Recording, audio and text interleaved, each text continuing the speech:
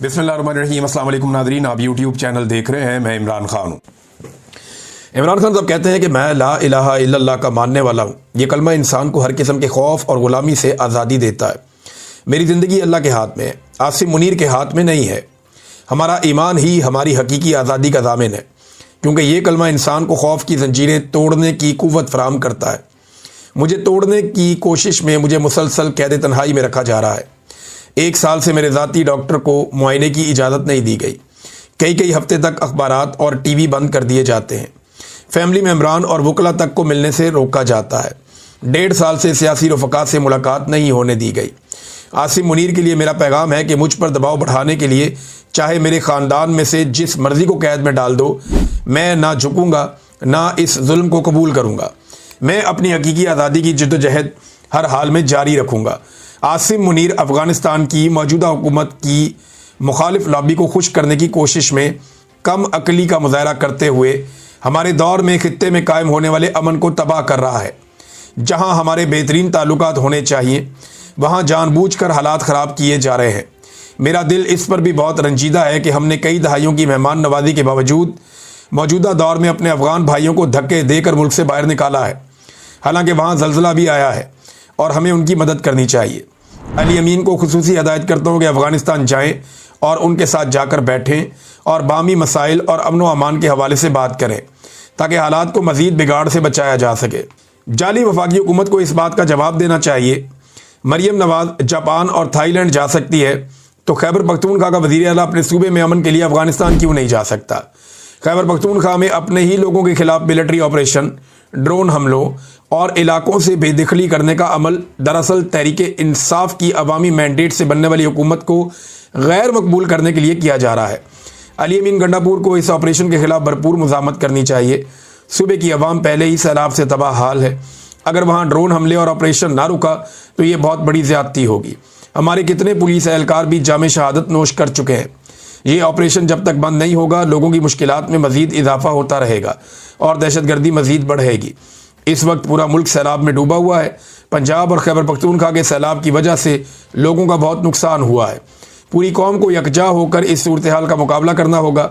मैं अगर जेल से बाहर होता तो ज़रूर फ़ंड रेजिंग और टेलीथॉन करता, मगर अब अपनी कौम से कहता हूँ कि वो बढ़ चढ़ कर और दिल खोल कर रिलीफ के कामों और सैलाब की इमदाद में हिस्सा लें। बलूचिस्तान में सियासी जलसे पर होने वाले हमले के ख़िलाफ़ एहतजाज में पूरी तहरीक इंसाफ को शिरकत करनी चाहिए। ये जी इमरान खान साहब का स्टेटमेंट 8 सितंबर का। आसिम मुनीर साहब के लिए बड़ा भारी स्टेटमेंट। उन्होंने आसिम मुनीर साहब के ऊपर संगीन चीज़ें जो हैं वो दोबारा से उनकी तरफ थ्रो की हैं। उन्होंने बताया कि इनकी पॉलिसी गलत है। ये अफ़गानिस्तान के मुखालिफिन को खुश करने के लिए कमअकली का मुज़ाहरा करते हुए जो खित्ते में कायम होने वाला अमन है उसको तबाह कर रहे हैं। ये आसिम मुनीर के बारे में इमरान खान ने कहा और आसिम मुनीर को चैलेंज किया कि चाहे मेरे ख़ानदान में जिसको मर्जी जेल में डालो, मैं तुम्हारे सामने नहीं झुकूंगा, इस जुल्म को कबूल नहीं करूंगा, मैं अपनी हकीकी आज़ादी की जद्दोजहद जारी रखूंगा। तो ये है नाज़रीन इमरान खान, और खुला चैलेंज उनका आसिम मुनीर को। अब आ जाए, एक वाक़या होता है जेल के बाहर और रुला पड़ जाता है। उसमें एक सहाफ़ी, उसके ऊपर तशद्दुद किया गया, एक और सहाफ़ी है, उसको धक्का लगा, वो गिर गए। ये वाक़या क्या है जो इस तरह रिपोर्ट हुआ और बहुत सारे लोग उस पर एहतजाज भी कर रहे हैं? देखिए, अलीमा खानम को मुश्किलात का सामना है जेल के बाहर। कभी उनके ऊपर अंडा फेंक दिया जाता है, कभी उनके ऊपर बहुत अजीबोगरीब सवालात की बौछार कर दी जाती है। वो बात करना चाहती है, उन्हें बोलने नहीं दिया जाता। कैमरे उनके मुंह के ऊपर फिट करके उनके साथ साथ सहाफ़ी भागना शुरू कर देते हैं। नॉर्मली वो सहाफ़ी हैं जो अदालतों को कवर करते हैं या जो डिफेंस को कवर करते हैं, ये वो लोग हैं। और इनके बारे में ये तासुर आम है कि ये जो सहाफ़ी है, इनके ताल्लुकात पीटीआई के साथ अच्छे नहीं और बाकी पॉलिटिकल पार्टीज़ के साथ बहुत अच्छे हैं। और ऐसा दिखाई देता है, या वहाँ मौजूद सोशल मीडिया के लोग भी ये बताते हैं कि ये जो जर्नलिस्ट हैं ये शायद बाइस्ड हैं और ये एक प्लानिंग के तहत पाकिस्तान तहरीक इंसाफ की जो क़यादत है उसे निशाना बनाते हैं। अब अलीमा खान तो पीटीआई का ताल्लुक नहीं है, वो ना क़यादत है पीटीआई की, लेकिन इमरान खान की बहन है। अब मरे हुए को क्या मारना? देखिए, सवाल ये पैदा होता है कि क्या जिस नौइयत के सवालात इमरान खान से किए जा रहे हैं या जिस नौइयत के सवालात इमरान खान की बहनों से किए जा रहे हैं, ऐसे सवालात कोई मरियम नवाज से, बिलावल से कर सकता है? तो साफ जवाब है कि नहीं। क्या ऐसे सवालात नवाज शरीफ और जरदारी से हो सकते हैं? तो साफ जवाब है कि नहीं। फजल रहमान से हो सकते हैं? तो साफ जवाब है कि नहीं।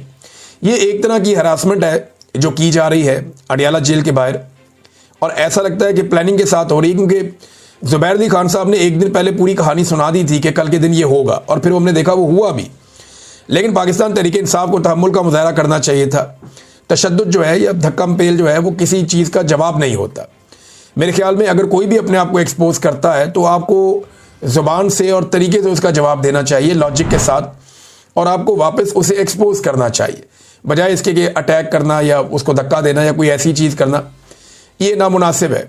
लेकिन दूसरी जानिब से भी बहुत ही अजीब काम हुआ। FIR करवा दी कि जनाब असले के तौर पे ये किया गया, असला लेकर आया और ये वो, और सारा झूठ का पलंदा, अजीबोगरीब FIR काट दी गई। इस मुल्क में साबिक वज़ीर आज़म पे गोलियाँ चली, FIR नहीं हुई। अलीमा खानम को यहाँ अंडे मारे गए इसी जगह पे, FIR नहीं हुई। इस्लामाबाद में कत्लेआम हो गया, FIR नहीं हुई। और ये FIR आप देखें फटाफट हो गई, और इसमें असला भी डाल दिया। अब अडियाला के बाहर असला लेकर लोग पहुंचे हुए हैं, ये तो बात समझ आने में वाली नहीं है। फिर चोरी भी डल गई बीच में कि कुछ चीज़ भी चोरी हो गई है शायद, और कोई तोड़ फोड़ भी हो गई है। सहाफ़ी जो वहाँ मौजूद थे उन्होंने बहुत सारी चीज़ें देखी हैं, रिपोर्ट भी की है।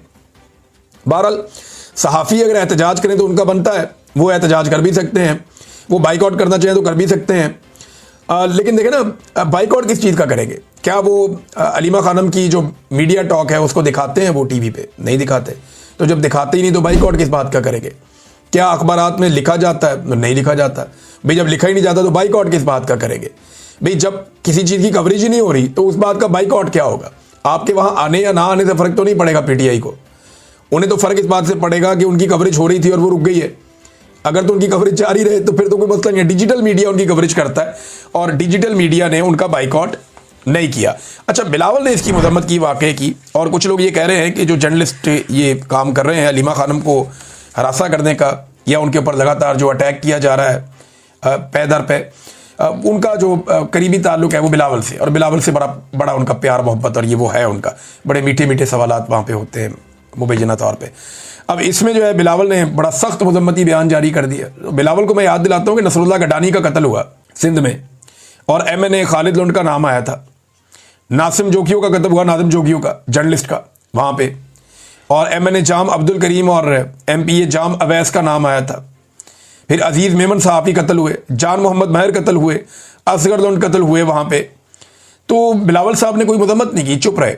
अहमद नूरानी साहब के भाइयों को अगवा किया गया, बिलावल ने मजम्मत नहीं की, चुप रहे। समी इब्राहिम साहब पे खुसरे से हमला करवाया गया, चुप रहे। और गिरफ्तारियां हुई, समी इब्राहिम साहब को अगवा किया गया, मुझे अगवा किया गया, और ये मकबूल जान साहब को अगवा किया गया, बिलावल और ये सारे चुप रहे। अगले वीलॉग में आपको बताऊंगा। अब तक के लिए इतनी, अपना ख्याल रखिएगा, अपने चैनल का भी। अल्लाह हाफ़िज़।